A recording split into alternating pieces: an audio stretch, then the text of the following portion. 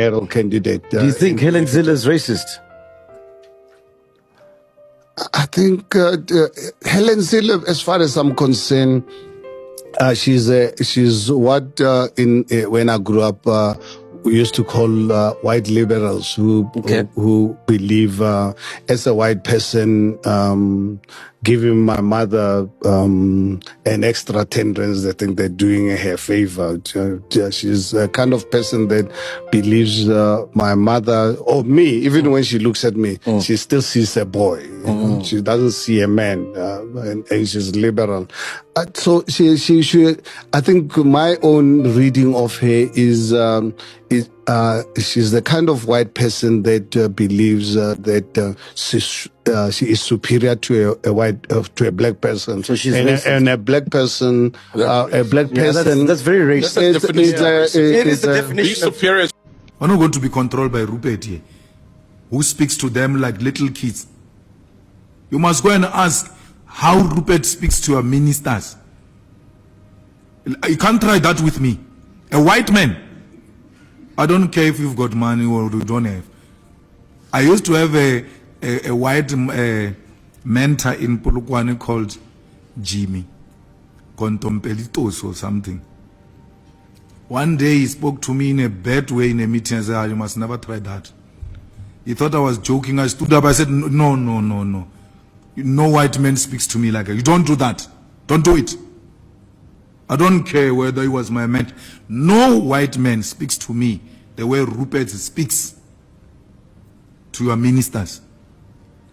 Ask Mbalula. Mbalula utawubuja. He will tell you. Wala need Mbalula. Rupert ila mu address. Aile golfunga way yak ailwe. That one. If Mashaba is not careful, she's going to be a big problem, that woman.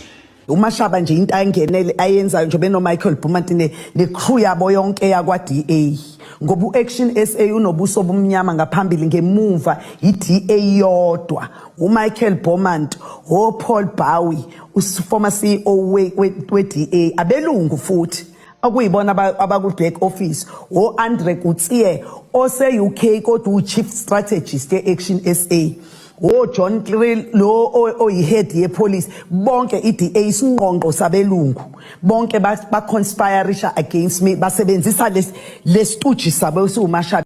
First time I became politically conscious in any way was when my mother was very angry that they started a feeding scheme at our school and stopped the feeding scheme at the school for black kids. Do you still believe the country was better under apartheid?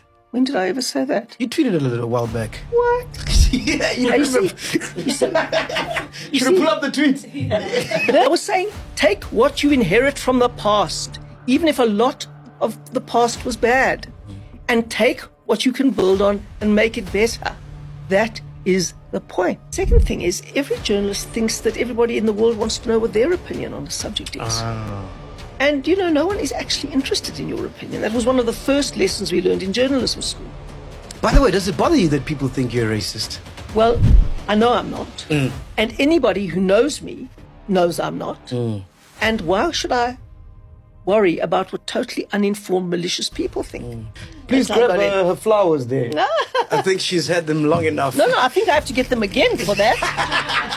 I'm just giving them to myself again. I want to play a quick game with you, right? Ooh, we're gonna have I'm some fun. Good at this. I'm not good at this. No, this one is fun. This one is fun. There was another one. Don't catch me out now with roadkill or anything like that. Power is an interesting thing. Oh, yeah. It doesn't change who you are. It reveals who you are. Oh. We can't wait to see you in power. I am also quite offended. It just shows that white people have so much privilege. We're all the same, right? Please don't disturb her, she's speaking. Yes. Thank you. I'm sorry, but my voice is not land. You can't colonize it. So for me, white people have so much privilege to be able to avoid talking about topics like this. Because you said racism is a difficult conversation for you to have. Black people do not have the privilege of avoiding the conversation because they live in those conditions. Their entire beings are tied to that, and they somehow have to make it out of the townships. They have to make it big for their family. And then added on top of that is the guilt that so many successful Black people feel because they don't believe they deserve that success, while the rest of their family is at home, still under this big boot of the white man. So no, please don't tell me that white people do not owe us an apology, because they do. And they have never given us that apology. AfriForum youth protested outside the Department of Higher Education to draw attention to alleged racial targeting with regards to application made specifically to the veterinary science faculty at the University of Pretoria. Only 22 white matriculants were permitted admission out of the 140 enrolled. This learner achieved 6 distinctions. She was one of the 30 prospective students who had collectively earned 190 distinctions in matric. They were turned away due to their poor academic performance. The apartheid years are over. We mustn't see any color anymore. I mean, I may have a black face today, but we don't see any color. And the day that they just start admitting children on the basis of their marks and not their race, that would be a wonderful day. And then I would also just like to request that they admit more students into the program. If you've got the marks and you've worked hard for it, you should be able to get into that category. It shouldn't be designated to certain areas, and the past is the past. And you know what? My daughter wasn't even born in the past. I'm not that old either, but she wasn't born then. So it shouldn't be used, and I think it's very, very unfair that they're not allowing these students in. Speaking about the dire situation, the national chairman of AfriForum, Charles Oberholzer, said, And the reason is that we want to show how ridiculous it is to categorize students according to their racial profile, and it's unfair to tell these students that the color of your skin is a passport for an opportunity.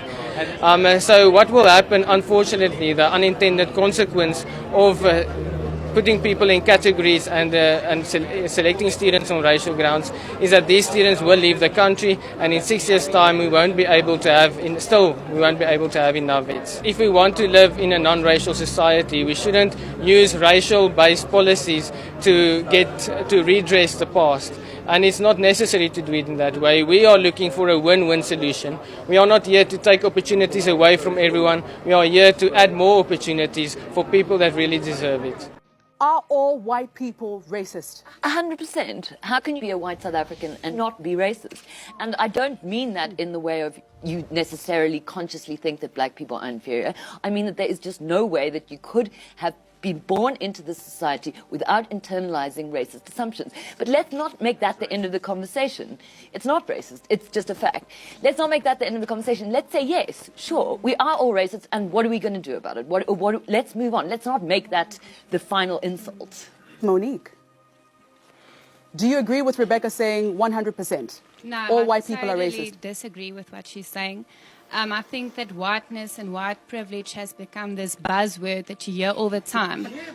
But actually, it's a way to silence anyone that is not of color. What she was basically saying is, if you are a white person, you are racist just because you are white, without any evidence. I am not a racist person. I respect all people. I respect black people, white people, colored people. So I feel it's very offensive to say that all white people are racist. It's just not true. And I think that to make whiteness the enemy is easier to fight than to fight the crippling corruption, to fight unemployment, to fight to fight the wealth gap, because the political leaders that we have cannot fight that stuff. They don't have the skills to fight that, and then they make race the problem. Ooh, so Sarah. Sorry. You look like you totally disagree here. I do totally disagree. I think that I'm a little bit torn because I really want to reply to a bit of what Monique has said, but I also really don't want this conversation where we have a potential to disrupt whiteness to be centered around the type of whiteness that is displaying the racism that you say that you aren't. I mean, the comment about people not having skills is inherently racist. Yeah. Just to point out one thing. I think we should have the conversation about how to give back the land. I think that's what we should do. Do you agree with Monique? Well, I think that what we need to look at is an element of complicity, Mr. Chaba. And I think that fundamentally what we haven't unpacked, we've gone through the TRC process, and what we haven't understood is how white people have benefited firstly from apartheid, and secondly how a particular group of white people in this country have become fabulously rich off the back of apartheid. Now, I think that white complicity overall we can look at, and the responsibility to promote social justice in our country firstly. But when we have two families, there are two families in this country, the Oppenheimers and the Ruperts, names we don't necessarily all know, who have as much wealth as 50% of our people.